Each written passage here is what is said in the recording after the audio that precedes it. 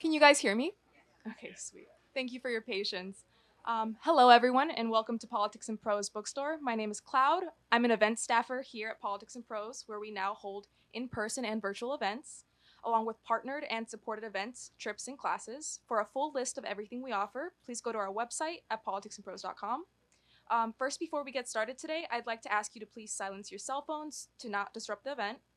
When we get to time for opening the floor to your questions, we've placed a standing microphone at the end or right next to this pillar. And please line up so that everyone can hear your questions and get close because we're also recording. Following the Q&A, we'll have a signing up here at this table. So if you have not purchased the book, we have copies behind our register up at the front. We will ask you to line up starting at the pillar, and staff will come by to ask your name for personalizations. Once the event is complete, we ask that you please fold up your chairs and lean them against something to help us out. I'm very excited to welcome Amy Dockser Marcus in celebrating her book, We the Scientists: How a Daring Team of Parents and Doctors Forged a New Path for Medicine. Marcus is a staff reporter for the Wall Street Journal. She won a Pulitzer Prize for beat reporting in 2005 for her series of stories about cancer survivors and the social, economic, and health challenges they face living with the disease. Marcus is the author of The View from Nebo and Jerusalem 1913. She has a Master of Bioethics degree from Harvard Medical School and lives in Boston. Marcus will be joined in conversation with Jess Bravin. Bravin covers the U.S. Supreme Court for the Wall Street Journal, following earlier postings as the United Nations correspondent and editor of the WSJ California Weekly.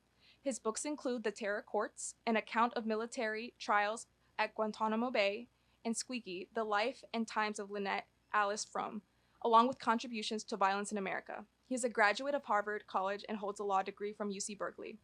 Please join me in welcoming Amy Dockser Marcus with Jess Bravin.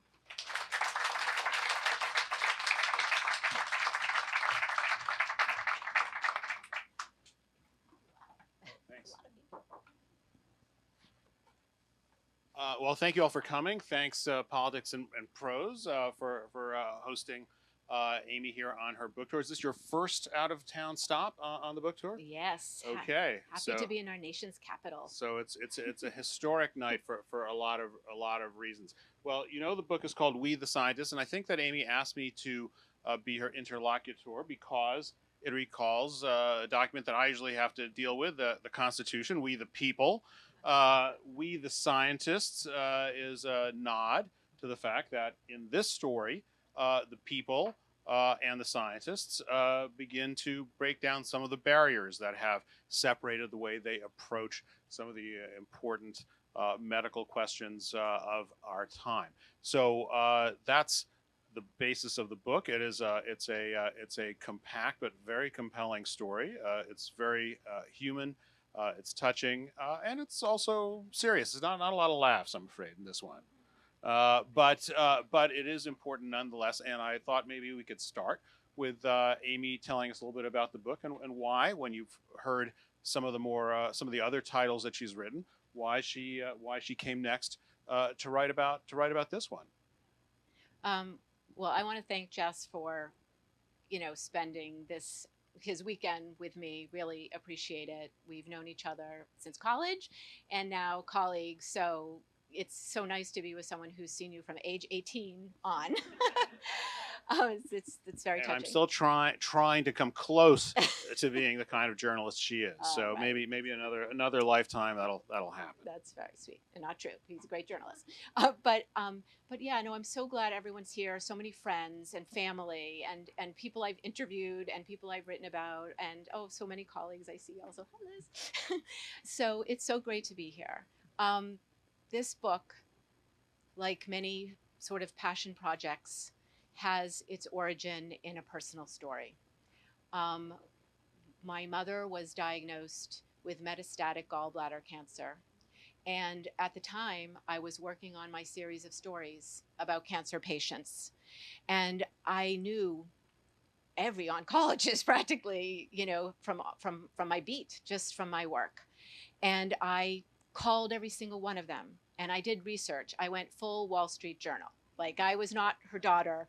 In fact, one of the things she said to me when I came in one time to the appointment with the oncologist is she said to me, "No Wall Street Journal, just my daughter today."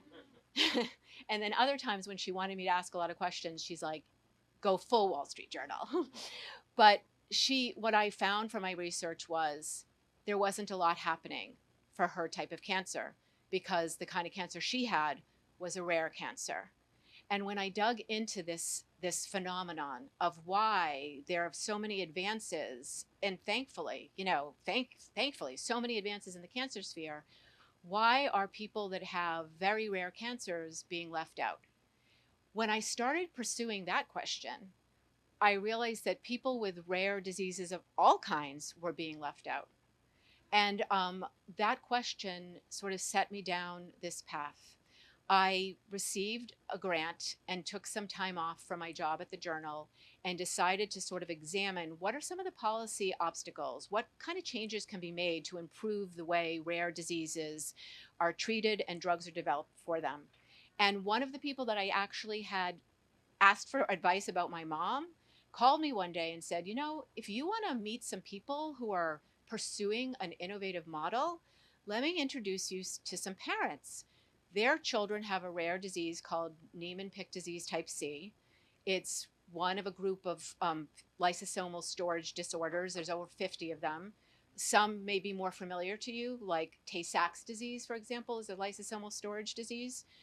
But Niemann-Pick type C, or NPC disease, doesn't have any therapies. And these parents, they wanted to engage with scientists in a novel way. They wanted to form a collaboration where the expertise of the parents, as people who lived with the disease and understood it and did their own research and combined their children's data together and pursued sort of questions together, where they would be recognized as experts and that they could partner equally with these scientists and researchers who really wanted to help them.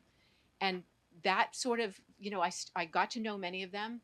They were kind enough to invite me to all their meetings. And, the events described in the book, I was present for almost all of them in person.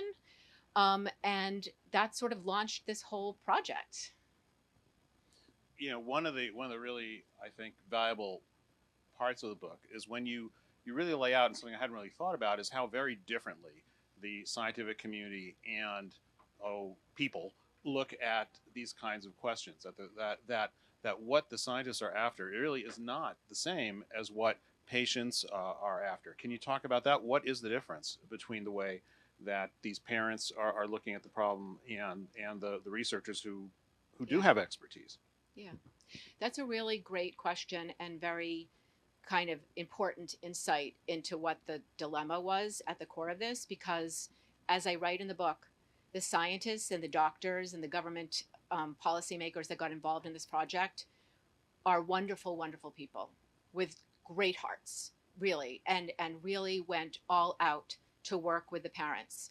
But there were a number of challenges that, despite everyone's goodwill, good intentions, kindnesses, and small and large along the way, proved to be very challenging. And one of those is a parent wants to save their child. That's a parent's duty. That's your, that's what you are. That's who a parent is. And my child is here too, so I know firsthand what that means. She looks fine. Yeah, yes, she does. But that's a parent's duty, to take care of their child. And that's what these parents wanted to do. They wanted to save their children. And the scientists wanted to help them. They wanted to help them so badly. But when scientists look at the production of science, they take a lot of different things into account. One, they're not often as ready to go to test in children, compounds that haven't gone through the whole process of being tested. They're worried. They don't want to harm the children. In fact, a doctor's duty is to do no harm. And so they worry about the potential of using a drug that hasn't been thoroughly vetted too soon in a parent.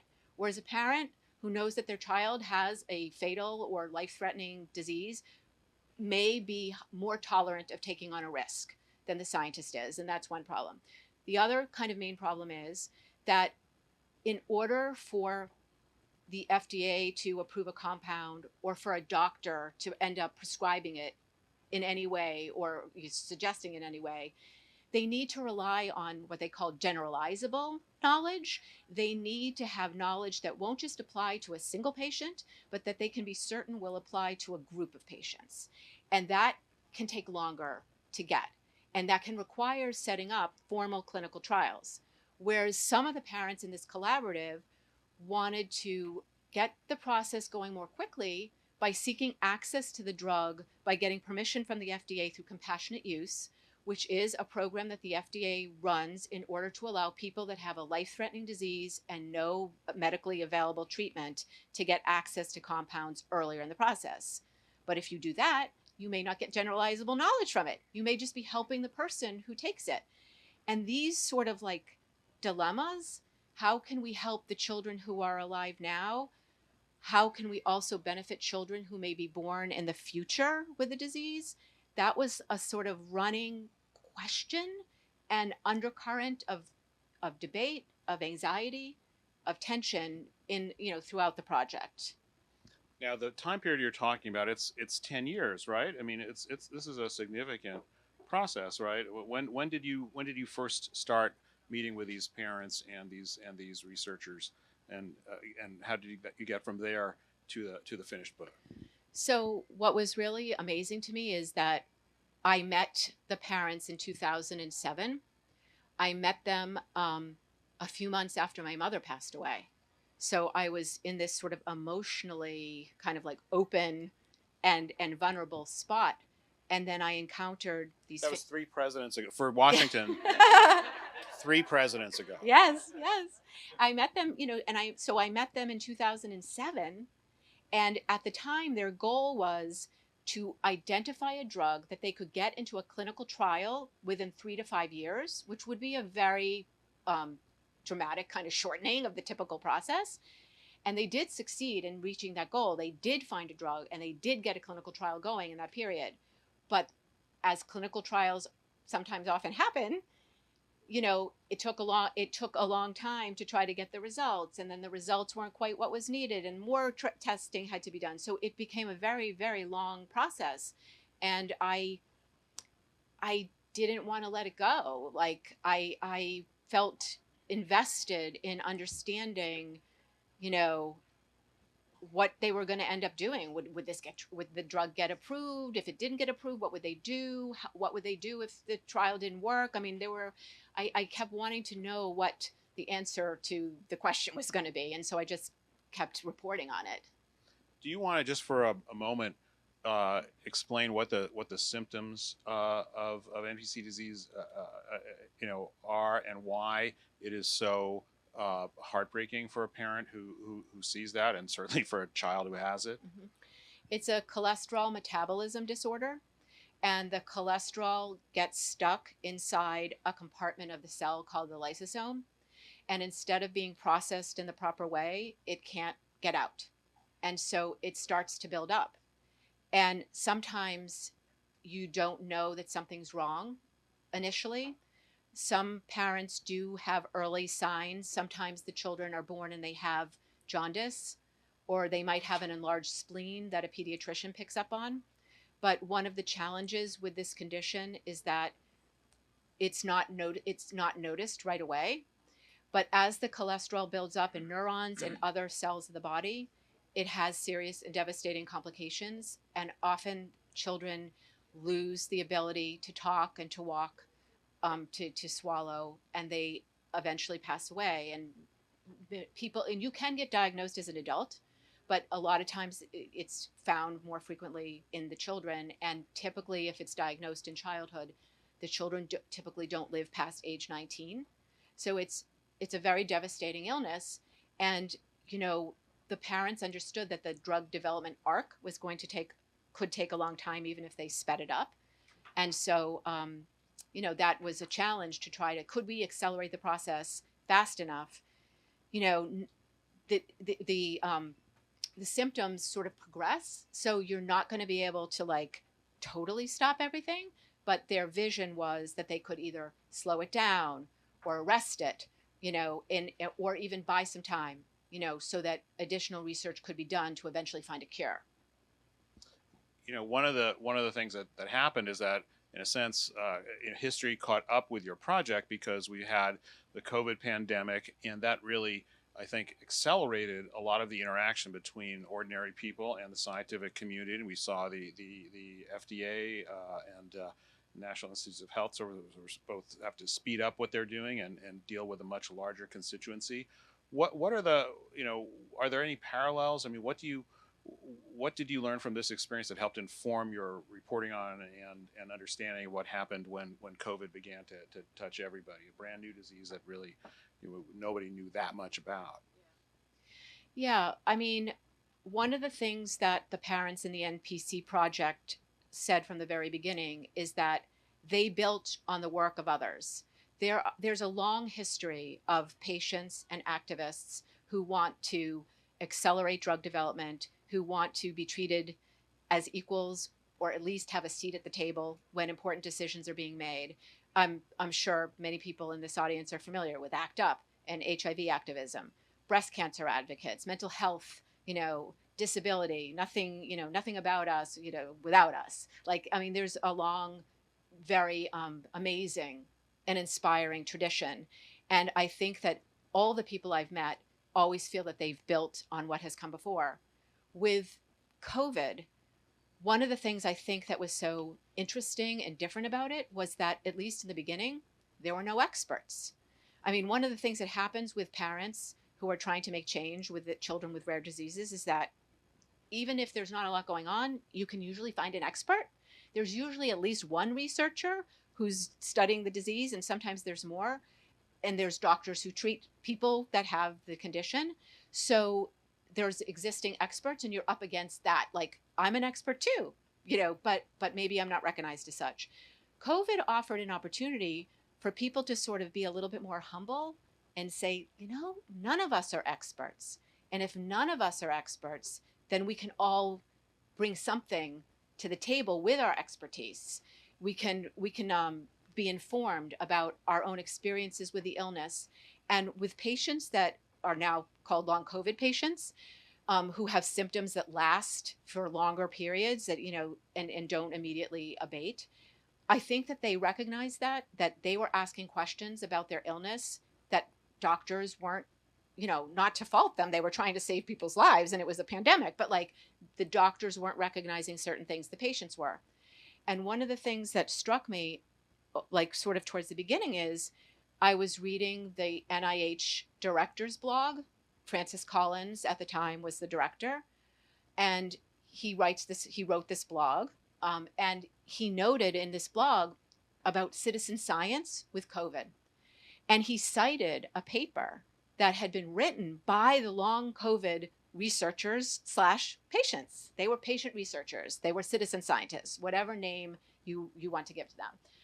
He read their paper, and in his blog about here's what we're starting to understand about COVID, he cited their paper in a footnote along with a paper that was published in a traditional peer-reviewed academic journal.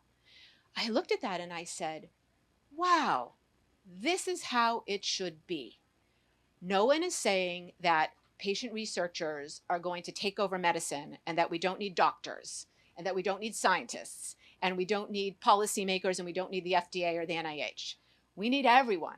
The message is we need everyone, and everyone has expertise, and you should be able to put in a footnote data and a paper written by patient researchers alongside data and a paper that's vetted in Nature or the New England Journal of Medicine or whatever is an important paper for a professional scientist. So, and that hit me, that what the parents that I was following were doing, and I cover a lot of these groups in general, not just only the NPC group, but what these families and what this larger community in the rare disease space particularly were doing.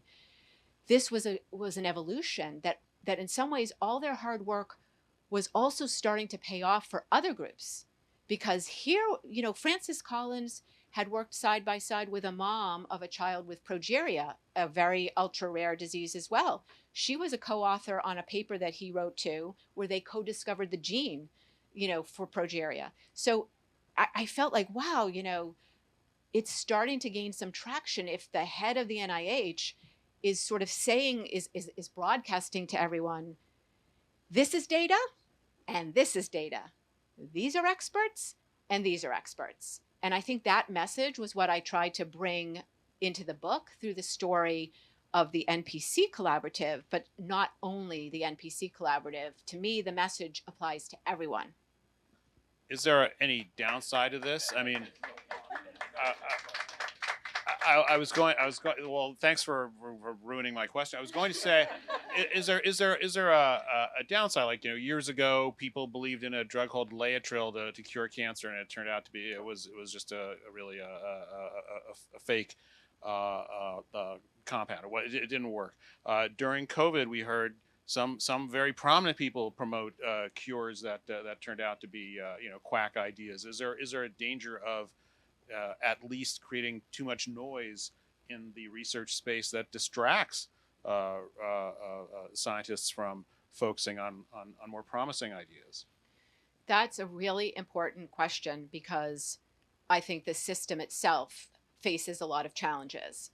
But I want to say something before I get to that, which is that often, like, what people sort of forget, even when you're taking a compound that's not yet approved by the FDA, to get a compassionate use approval means the FDA approved it.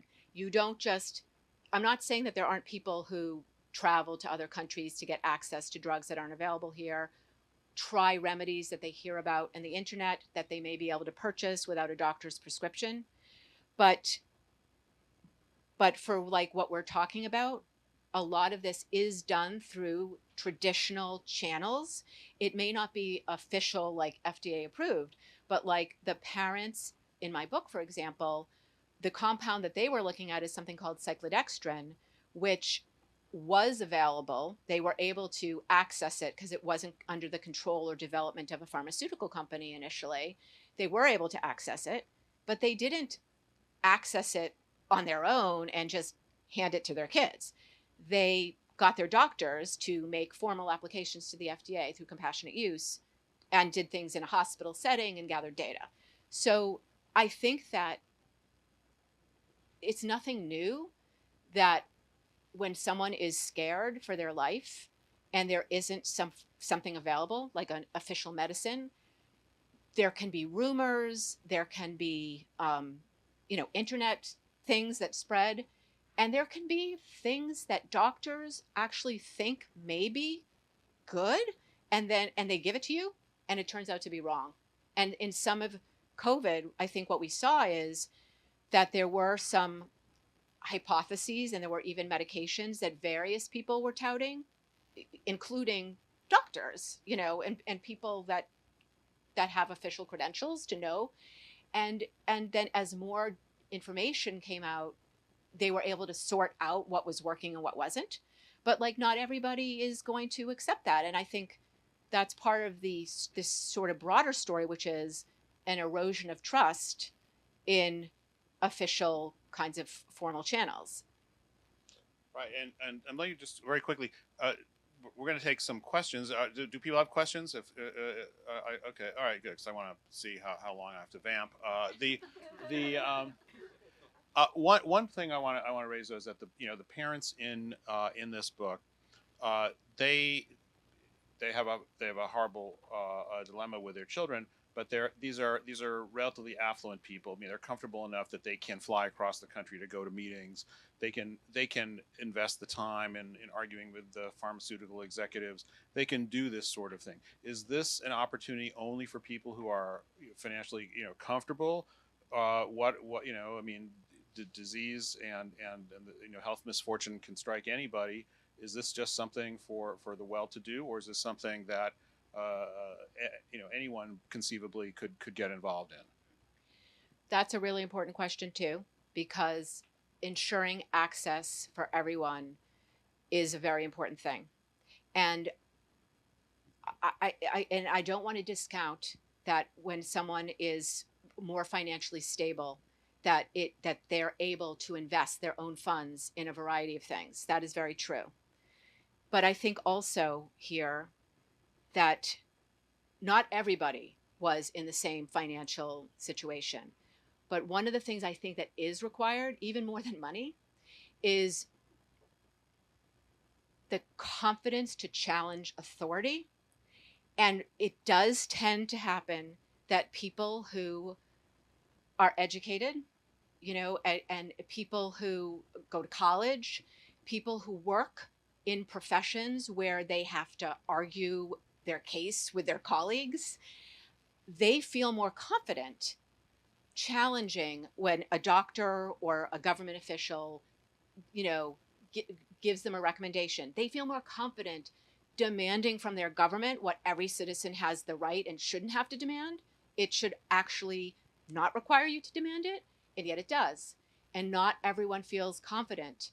So, just, and even with approaching a reporter, by the way, my email is at the bottom of every story I write because I want anyone to be able to email me. And yet I get so many emails from people who say, is it okay to email you? Like, is it okay? And I'm Wow, like, you have a really different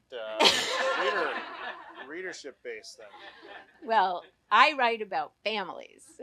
but what I'm saying is, of course, there's a danger that only some people will feel empowered to advance medicine. But one of the things that I think was so great about the parents in this book and in some of the other groups that I write about is they also made sure that they wrote about what they did. They made sure that they went online and publicized it. They co-authored papers, like some of the scientists and the researchers in the NPC project co-authored papers together with the parents to talk about their model and what they learned from their model. Papers are and they made sure, unlike in some traditional scientific journals where you have to pay to get access, they published their papers in open access journals. So I think that you're right that we have to worry about this and make sure that everyone has access to everything. But I think that in the people that in my book worked really hard to make sure that everyone had access and did their best to make sure that the learning could be shared with other people. And I think the internet has really helped with that because people can find each other online and they can do things online. And I wanted to say one thing. First of all, Dylan, his parents. Dylan is one of the children in the book. I grew very close to Dylan. He always called me Amy Marcus from the Wall Street Journal, and he was just, delightful child. And Dylan's parents are here today. Mark and Daryl, they're there, and yes, I want to say thank you to them for not just sharing their story, but like getting to know Dylan. Really, Dylan, a gem. Like such a that was just, it's not about the book or the story, it's about the people. And I also want to say that there's another family here that I also wrote about, the Wall Street Journal. Ron and Rachel Bartek are also here, and just this week, their son passed away from a rare disease, Friedreich's ataxia. I hope I pronounced it. And just this week, the FDA approved a compound that to treat that disease, the first FDA-approved drug to treat that compound, thanks to the work of parents and families like Ron and Rachel, and they're here too. So it's really, so when parents like the Papierres and like the Barteks, when they share their story, when they make public what they're doing, I think it helps address the question you're talking about, because other people find out about what they're doing and they get inspired and they think, if they could do it, we can do it. And that's what I hope people get from the book too. I want people to come away reading this story. You mentioned that, there's sadness in it. There is sadness in it. There's so much sadness. There's sadness in life too, but there's hope. There's inspiration, and there's a belief if like we create communities, we can work together and we can do these things faster and better for everyone. So let's have people have questions sort of line up for the microphone. And while people are lining up, I want to ask you just another question. It's hard to talk about this type of research without asking what is the role of the pharmaceutical industry? That's very, especially as a Wall Street Journal reporter, I'm sure that occurs to you as well. Are they, are they good, bad? Are they happy about this development? Are they skeptical of it? Where do they fit into the picture? Well, drug companies obviously are very important because they're the ones that ultimately need to take a compound across the finish line and get it FDA approved, and that kind of money is only something probably drug companies can do. And in the case of the NPC project, because it's ultra rare, it's not just rare, it's ultra rare. There's probably 200 estimated cases in the US, maybe 500 estimated in the world, ultra rare. The collaborative benefited from government programs. They collaborated with the government, and eventually drug companies did come in, but there was a lot of de-risking and intense investment by the government with the FA, and that was the official drug approval was for a pharmaceutical company that took it over the finish line and spent money, but they worked as collaborators with the patient community, to use their patient history data, to use their patient registry, so I think there's a role for pharmaceutical companies to be part of this, but the ambition of a pharmaceutical company, of course, is to make money. And you can never forget that, like that they are for-profit companies, that's the point. So I that's it does change things, because sometimes drug companies will walk away, even as sympathetic as they feel for families, if they don't see a profit revenue. No. Okay, well let's have some questions for Amy Dockser Marcus. Let's. Thank you very much. So last week's story about the FA approval was so astonishing because of the news that the FDA accepted the natural history data, and I saw that as a sign, as I'm sure you do, that this is the way that citizen science is gaining ground. Could you tell us what other signs do you see or do you hope to see in the landscape that we know that citizen science is gaining ground, that we're going in the right direction? And what are you looking for that we would be slipping backward? Thank you, Susanna, who's very active in long COVID and helping patient groups as well. So I can't get inside the minds of regulators, and I don't know what goes behind closed doors at any of these places. But in the meetings, I did sit in on meetings between FDA regulators and some of the patients in NPC, and covering the FA drug approval this week. There are papers published by former FDA regulators as well, where there is certainly movement and recognition by government regulatory agencies that they want to partner with patients. A sign is, FDA holds meetings with patient communities regularly, asks for submissions of risk-benefit analysis of what patient communities are willing to accept. The example I cited of, Francis Collins citing information. And I, recently cited in a story a project that you're involved in and Helen's involved in with the long COVID group, creating scorecards that would help, people understand what kind of collaboration they should try to set up, to really get patient voices to be the drivers of all of this. So that's, positive. It's hard to judge when things are moving back or not, because so often regulatory decisions are made by different groups and different branches, so you don't quite know, you don't have a sense.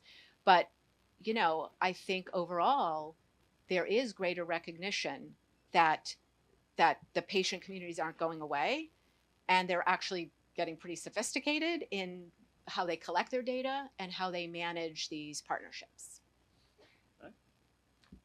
Amy, thank you so much. I'm Sunitha Malapati with the CACNA 1A Foundation. I have a daughter who is affected by this rare neurogenetic condition, and we started the foundation really to follow in the footsteps of FARA for Friedreich's ataxia and the MPC project. And I think I wanted just to ask you about what your thoughts are on the failure of the system that requires parents of kids with neuro or rare conditions, often fatal conditions or degenerative conditions, to have to basically do this work. Why are we the ones? Why is it on the backs of parents to de-risk an investment by a pharmaceutical company and to gather patient data and to really push drug development forward for some of these diseases? And what sort of changes are you seeing in the community about changing the system so parents don't have to go this far? Thank you for sharing your personal story here, and also for all the work you're doing, on behalf of your community.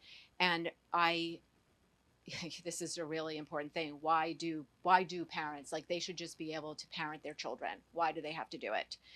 And one of the things in the book that I talk about with sort of kind of ideas of how to change things in the future, I think that parents who are coming up with proposals like grounded in experimentation and science should be treated almost like researchers, that they should, just as a researcher from an academic center applies for a grant for research funding and goes through peer review, to get it from the NIH or from, other funders. I think parent groups should be able to do that too. They have to go through peer review also, to get money too. But I think that they should be able to be considered researchers in a sense. Do I wish a world that everybody would not have to do this kind of work? Of course. But the reality is, in every area we have to advocate for ourselves. We advocate for ourselves for low stake things, and we advocate for ourselves for high stake things. And so I think that also one of the things I mentioned with these long COVID scorecards, and if you send me an email, I'll be happy to send you the story I did and give you some resources on how to connect to with them. And these two women in the front row you should talk to, because they're part of that effort. But one of the things that I think the scorecards try to say is that, patients should be paid for their time as well. And so if one of the patient advocates that I interviewed, she said that she went to a meeting one time where she was asked to talk about her condition and her children's condition. And she got up and she said, I want to know how many people in this audience took a vacation day to come here. Not a single person in the audience took a vacation day. I don't take vacation days when I go to these conferences. The Wall Street Journal sends me, to these things. But the parents, they took vacation days. They paid for babysitters because they couldn't, leave their kids unattended while they came to patient advocacy meetings and met with the FDA. And, so I think that one of the things I talk about in the book for the future is, let's think about innovative programs to take some of the burden off of parents, or at least to, help recognize that there's a burden and try to address it, so we can better help the best advocates, who often are parents of the children, to do the work that they do.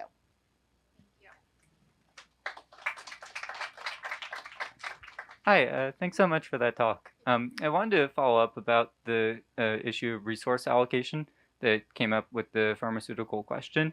I imagine that can also come up when it comes to government funding, where you might have some people in government with limited resources themselves taking a sort of utilitarian approach and saying, we have limited money and we want to spend it on the diseases that have more patients. I was wondering, how do you react when that sort of argument comes up? So that's a great question, and also thank you for being here today and asking that. That's a very important question, because obviously when the government gets involved, it's the citizens' money, right?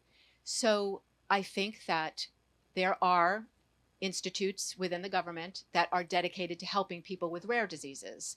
The NIH and the FDA have, divisions where they're designed to be allocations for rare diseases. And I think that, again, in the NPC project, they were chosen as a model. The NIH had a special program where they chose a small number of diseases where they were hoping to achieve broader learnings from working with individual groups that could then apply to other groups. And that's another way of doing it too. But you're right, like, what's a fair way of deciding who should have resources and who shouldn't? That is a question that happens that happens throughout government.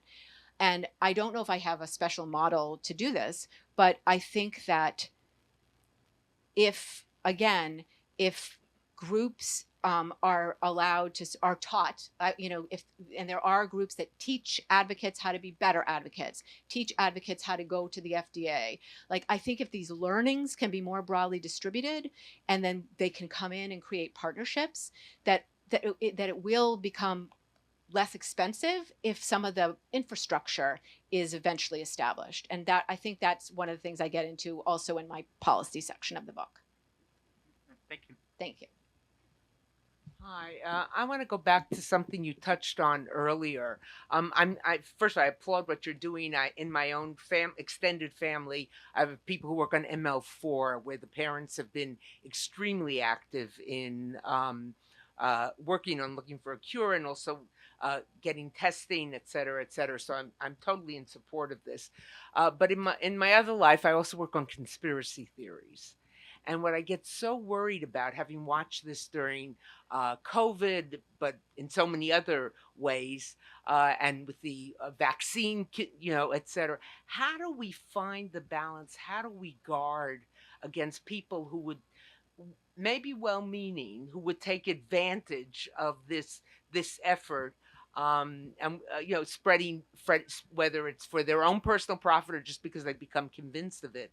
The slippery slope, the other half of it. And it happens amongst well-educated, well-heeled people. I mean, I think one of the highest rates of non-vaccine is West LA, where clearly the less fortunate don't tend to live, So how do you find the balance? So, that's a great question. And I don't know if I'm an expert on providing an answer. But I think often when people don't feel heard, that is sort of grounding for misinformation maybe to flourish. And people can disagree on public health strategies, and have debates about them all. In what I'm writing about is partnerships between patients and doctors and researchers and scientists and government officials. I think when there's partnership, there is less likelihood that the types of phenomenon that you're talking about will happen, because people feel heard and they're able to challenge information that's provided to them. They're able to debate it. They're able to read it themselves, and they're able to ask questions. And when you can do all those things, when you have groups of people that are doing that, reasonable people can differ on a variety of issues, but when there's a partnership, a collaboration, which is really the theme of, really more than anything else, I hope that you'll take away from this book as the theme, is the importance of community and collaboration. And that's across every kind of disease group. I think that will help counter some of the things that trouble you. Thank you. Hi, Amy. Thank you so much for everything you do. I'd like to thank the Niemann-Pick community too for, as you put it, breaking this new ground. And this new ground is really helping everybody. And it's helping all of us know that we don't have to do it alone. I mean, how many times did this group that you've written about get the NIH involved, get the FDA involved, get the drug companies involved, get the Congress involved? And that is the way this new movement that's spreading so rapidly is changing the entire culture. And so my real question is, when will you start? Maybe you've already started working on a sequel to show how that's all working. And it's changing the culture from patients being considered nuisances, and to then they became nice to have. Now they're must-haves, and so patients are being placed by the drug companies. The drug companies know they can't do it without us. The NIH knows they can't do it without us. The FDA knows they can't do it without us. So it's working, and because of pioneers that you've written about. So, have you started on the sequel? So some of my Wall Street Journal colleagues are here, so they might disagree, but I think I have the best beat at the Wall Street Journal, and that beat allows me to follow and write about and bring to public attention all kinds of groups and parents and patients and doctors and scientists who are creating this culture change. Yeah. And the platform of the Wall Street Journal that enables me to bring these stories. So like when we talk about making this more accessible, I mean, it's true that I'd love you all to subscribe to the Wall Street Journal, but you can also read it for free in your public library. So you know, writing and publishing stories in a newspaper and reading newspapers wherever you read them, that's another way of helping drive and support change. Mhm. And I have subscribed. Yep. Thank you, Ron.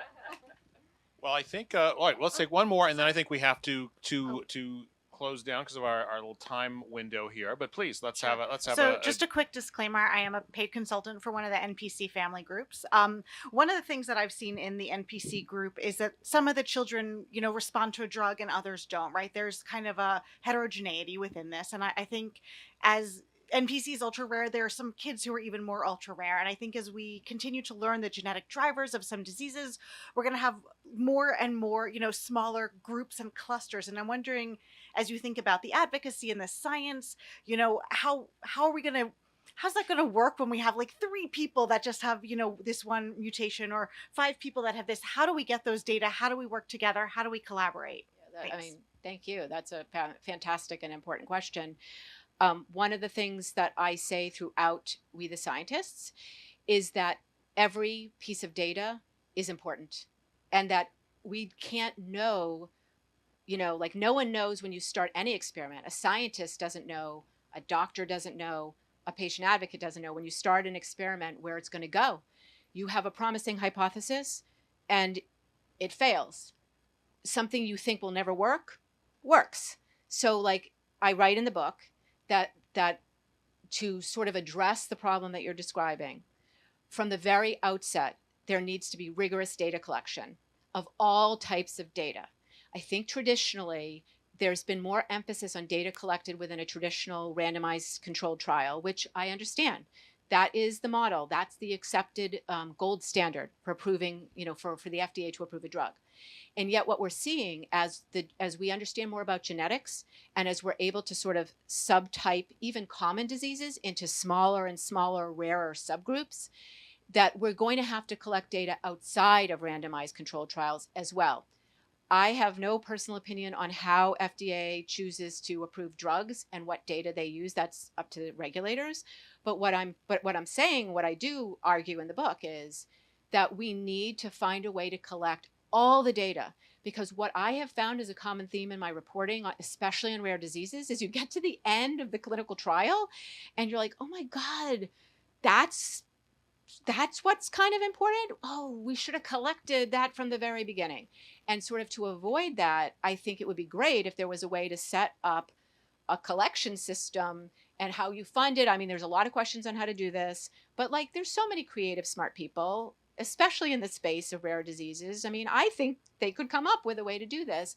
It's just sort of a mindset change of saying, yes, of course, data in a formal clinical trial is so super important, but people don't live in a formal clinical trial. They live in the real world. So how do we collect that data too? Because that could be what ultimately persuades the FDA. It could, I mean, that's what happened with the Riata story with FA in my story. What eventually persuaded them was a formal clinical trial and patient history data that they had been collecting for more than 2 decades.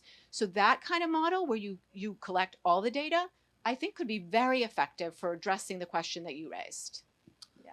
On behalf of all of us, the scientists, I want to thank Amy Dockser Marcus for coming all the way from Boston here to share this afternoon with us and to talk about the journey that she went on and that her book "We the Scientists" can take all of us on. So thank you very much, Amy. Thank you. Thank you, Jess, for host moderating.